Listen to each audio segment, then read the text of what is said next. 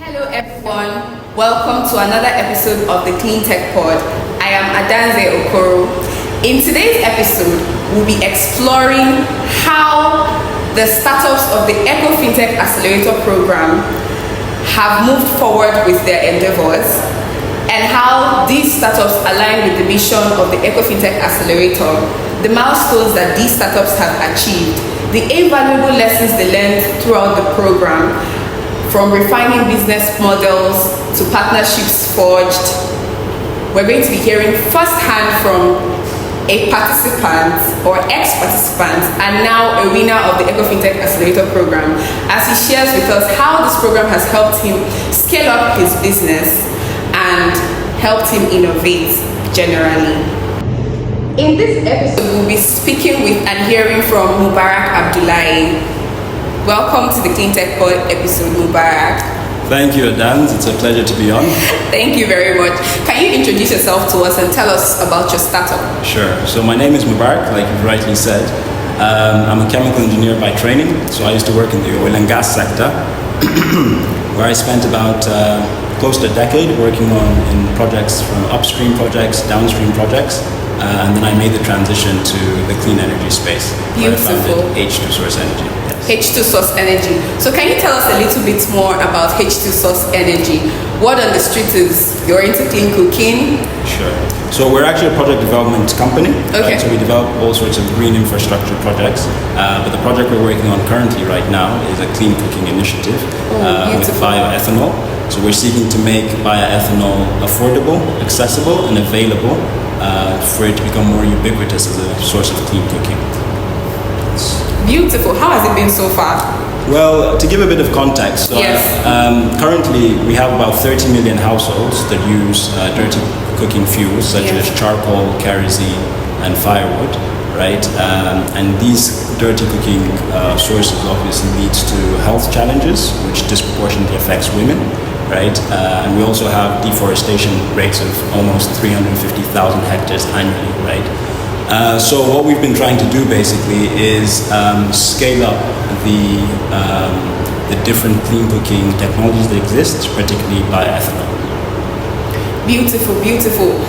You seem to know your onions. So what inspired you to join the Ecofintech Accelerator Program? How did you hear about the program? And then what was your motivation to join in and be a part of the cohort? Right, so I think I came across it on LinkedIn, right? And at the time, I sort of read the brief about it and it looked very exciting. The first thing that sort of struck me was the curriculum itself. I looked at the curriculum, the different modules that were to be covered, right? I was particularly attracted to the fact that there was going to be modules covering carbon projects, right? Understanding the carbon markets. Though I had an understanding of it beforehand, but I needed a firmer framework, to help navigate that space. So I would say definitely in terms of the knowledge that one would get. The second aspect would be networking. So in this space, something that is critical is to ensure that you form collaborations, right? And especially with people who are like-minded. So it seemed like a perfect opportunity whereby you guys do all the hard work of vetting the people and then you come together and we're able to network with different professionals who are in the space. We can share experiences and also sort of problem solve together, right? And then the last aspect, of course, there was a possibility of winning a grant, so it never hurts also to sort of get some financing for our project. So I'll say those three reasons, that's what attracted me to the Ecofintech. Beautiful. Okay, beautiful answers, Mubarak. So you were inspired by the modules and networking. I'm just going to, I would like you to speak more on those two things. So for the modules, you said you were particularly interested in the carbon-focused modules. I would like to know, how was it for you in the program? Did you find that these modules were properly delivered to you? How did the facilitators do? Did you really learn? Did you really get what you expected to get from these modules? Yeah. Definitely. I would say that something that struck out to me during the program was the level of attention and effort the facilitators put into preparing the material, right? So it was very thorough and was very comprehensive. So definitely, and it gave me a very good framework in terms of how to understand these topics in more depth. So I thought the facilitators were fantastic. The content was very thorough and comprehensive.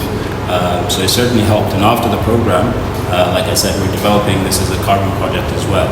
So we're able to use some of the learnings from there to start developing and designing the carbon project. Oh, really? Yes, absolutely.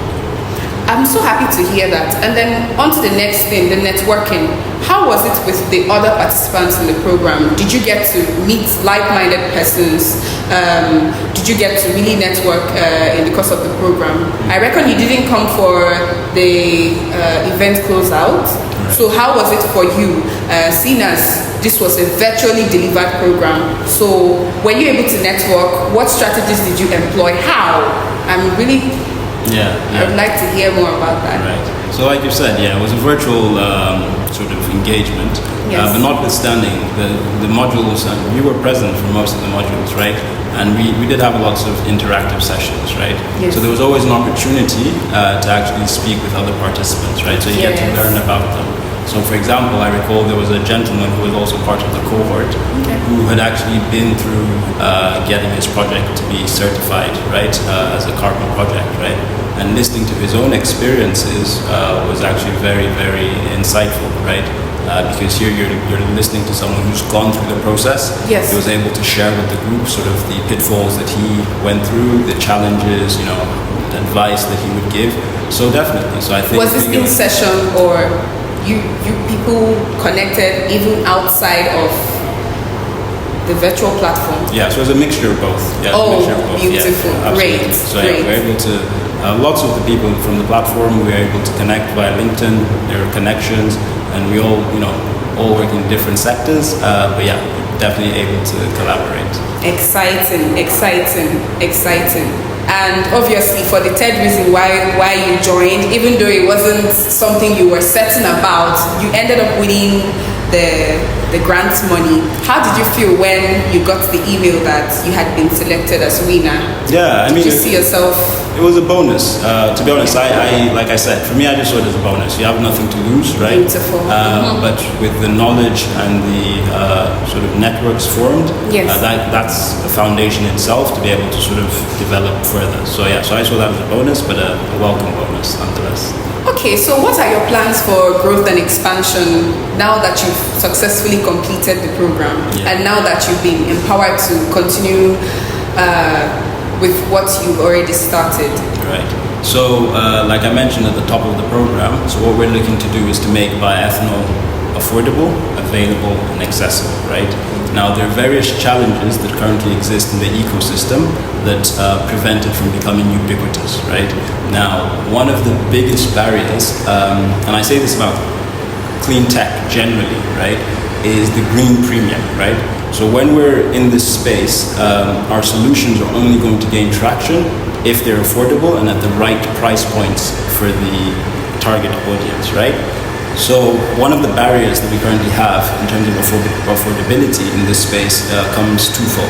The first one is to do with the cook stoves themselves, right? So the cook stoves that are currently being used in the ecosystem, they're manufactured internationally and then imported.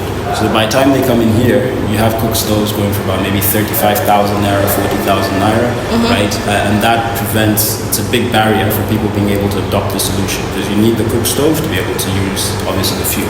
So what we're doing in this regard is we're designing our own cook stoves, right? And we're fabricating them domestically, right? So we're using a mix of recycled metals and also virgin metals, right? But we're coming up with our own proprietary design that will enable us to crash the cost of the cook stoves, right? So that's number one. Number two is the fuel itself. So that the fuel itself has to be affordable as well, right? And to make the fuel affordable, ethanol is formed using currently Nigeria cassava as a feedstock, right? Now, cassava, as any commodity, is quite volatile. The prices go up and down, right? So this means that the price of the ethanol itself becomes quite volatile. Sometimes it's affordable, sometimes it goes beyond the affordability threshold, right? So what we're doing with that is we're looking at backward integration, right, to be able to control the supply chain of the feedstock to ensure that we have a stable price. And the second thing is we're also looking at alternative feedstocks like corn stalks and sort of second generation feedstock, right? And the last thing I'll mention, just so we can, is establishing infrastructure for last mile delivery, right? So this is now speaks to the accessibility component of it, right? Now, for example, kerosene, which is obviously considered to be a dirty cooking fuel, is very much accessible. We all know that if you go to any of the markets, you can go with your bottle and you get kerosene fairly easily, right? So the last mile infrastructure that exists for making ethanol available and accessible to people doesn't currently exist. So we're looking to also establish that last mile distribution. So these are the areas where we're looking to grow to be able to sort of ensure that we gain more traction by solving these bottlenecks that I've just mentioned. Beautiful, beautiful. Thank you for that discussion, Mubarak. So I would like to know, are there any exciting opportunities or partnerships on the horizon for you right now? Yeah, so as it is at the moment, I can't share the specific details at the moment, but what I can share is that we are in the process of discussions with a Brazilian bioethanol producer, right, to be able to scale up production. And then we're also in discussions with a partnership for this last mile distribution that I spoke about. Yes. But the broader point here that I would like to sort of bring to the fore is collaboration is necessary in this space. Collaboration and partnerships, especially if you're looking to sort of scale up, but also if you're trying to do that in a way that is timely and is faster, right? We need not reinvent the wheel all the time because there are different players at different parts of the value chain, right? And when collaboration and partnership makes sense, that's something that we always explore. So yeah, we're currently in discussions and yeah, we'll see how that goes. Great. Okay, I know we have spoken on this a little bit today. I'm going back to maybe networking or do I say some takeaways? So what would you say was the most valuable connection or the most important thing that you received or took from the Ecofintech Accelerator Program? So yeah, I would say I've also mentioned it here today. So I would say it's about the carbon markets, right?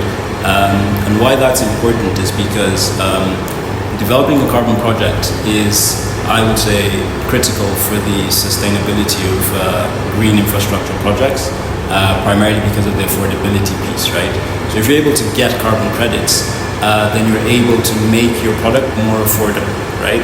So I think it's very important to be able to ensure that you can develop a carbon project. So those modules and to the facilitators who are well experienced in this, and the other participants who had actually been through this process, being able to learn from all of them was fantastic.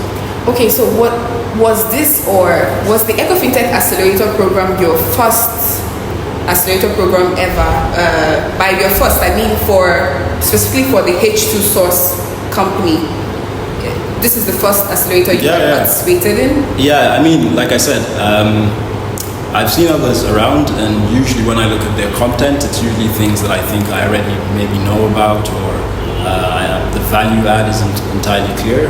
But when I looked at what the Ecofintech was offering, and it was specifically focused on the nexus between sort of the climate and finance, right?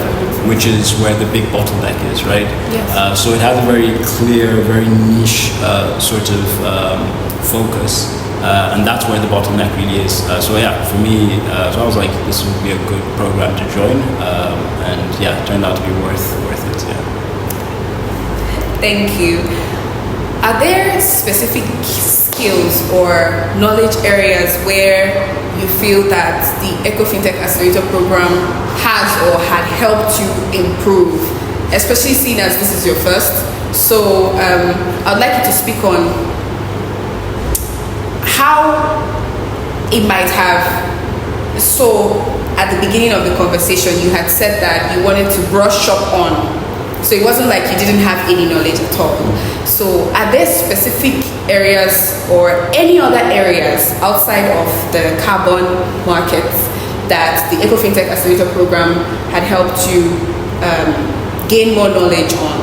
Yeah. So like I mentioned, so we obviously looked into climate finance itself, right?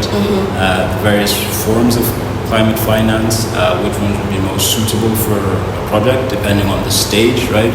So I'd say it also sort of gave me more breadth in terms of the various forms of financing that are available, right? Not all of them are suitable for what we're doing, given our type of project, the stage, and what have you. But it enables you to have the long-term view, to know that when I get to this stage, I seek this type of finance. When I get to this stage, I seek this type of finance, right? So it allows you to have that sort of roadmap in mind, which allows you to sort of design intentionally right from the off. So so I think having those frameworks in place with regard to the carbon markets, compliance, voluntary sources of climate finance, all of this served as a very good foundation. So it was good. Great. So at this point, what advice would you give to other founders or other startups that are looking to apply to any of our CTH programs? Like you said, this was a niche program. It was specifically on climate finance. So what advice do you have for founders out there that have probably never been a part of an accelerator program? Because a lot of people, it would surprise you to know that a lot of people are still greenhorns when it comes to programs like this, or that even programs like this exist. So what advice would you give to persons like that? Yeah. So my advice would be to definitely apply, right? And the reason for that would be the following. The program is actually quite accessible irrespective of your level, right? In our cohort, we had people of various levels of sort of understanding of the space, right?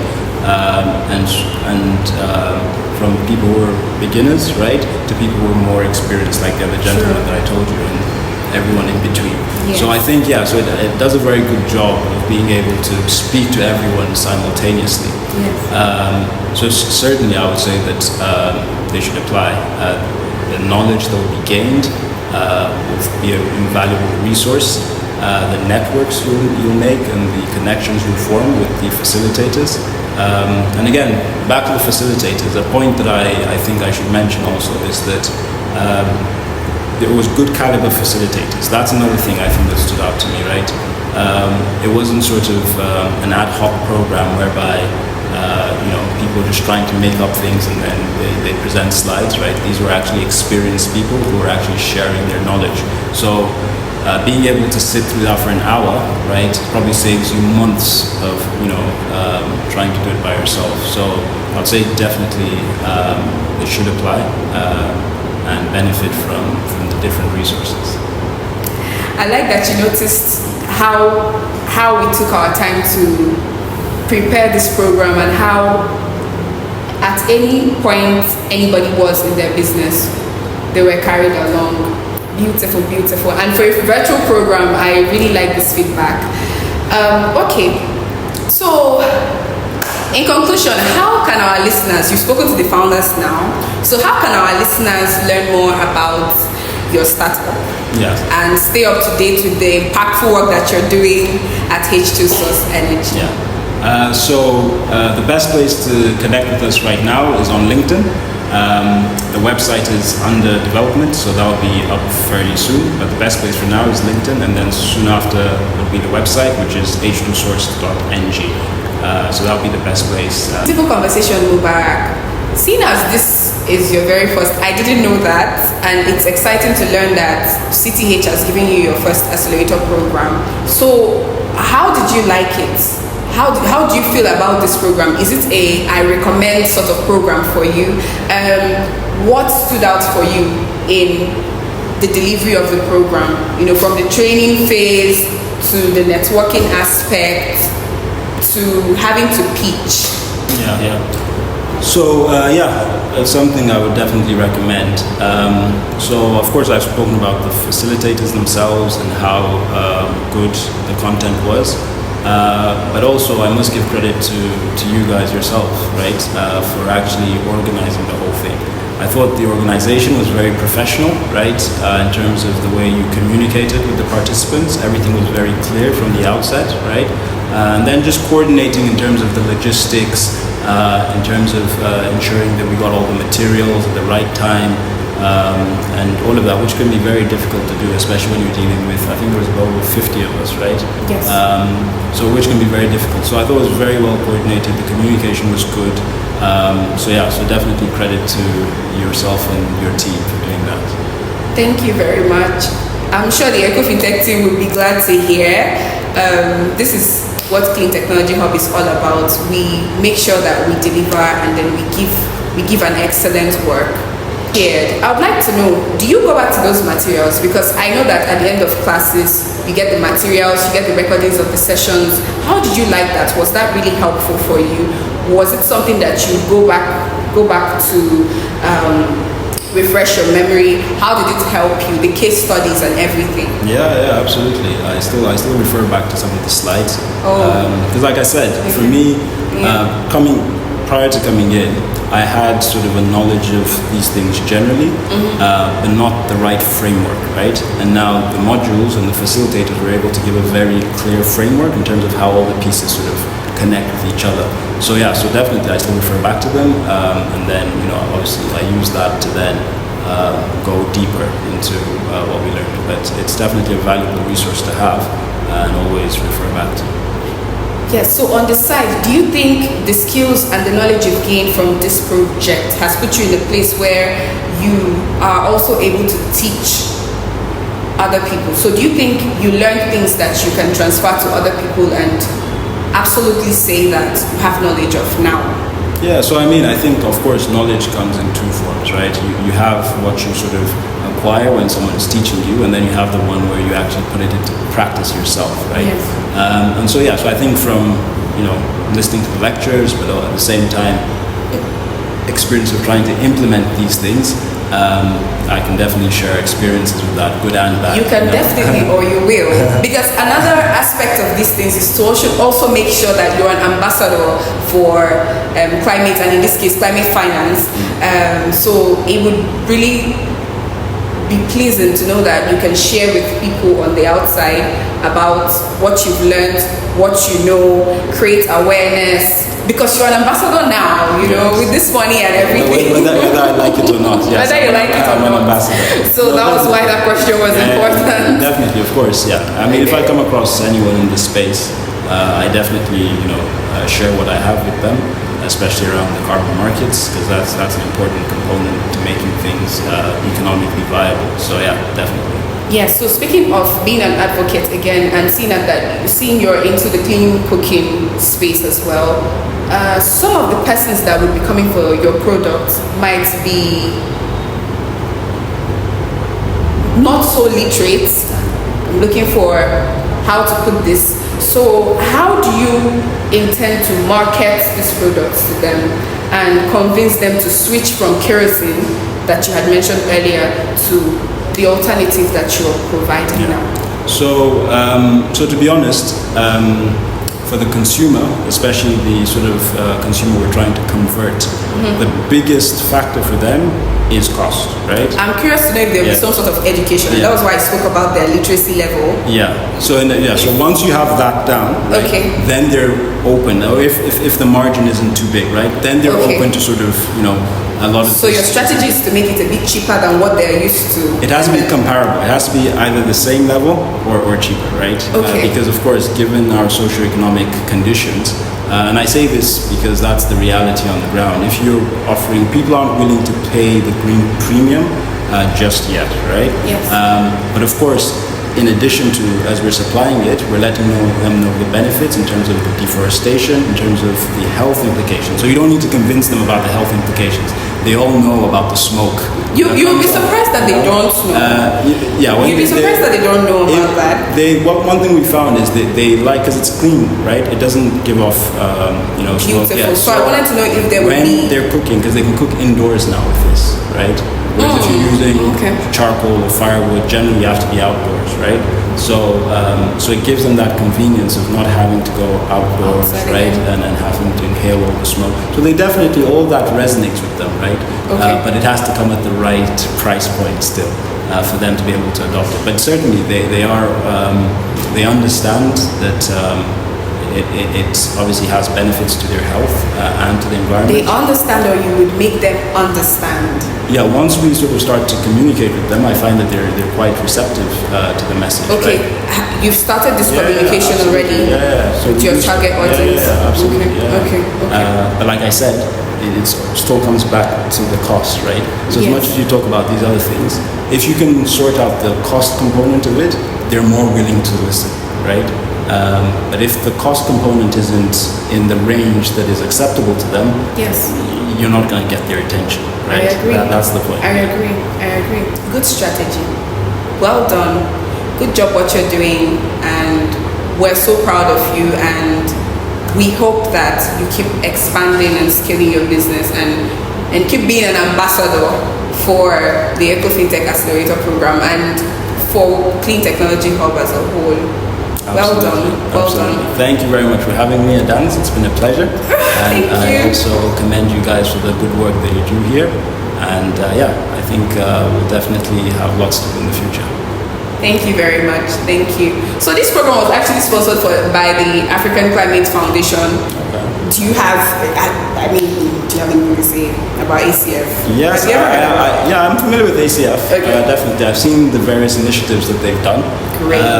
And honestly, I think it's a good initiative because if you want to make, like I keep banging on the point, but it really, for green, sustainable technologies and solutions to scale, it still comes down to economics, right? And so being able to sort of either equip the startups with knowledge or collaborations, partnerships, or sort of funding is necessary to enable the ecosystem to grow, right?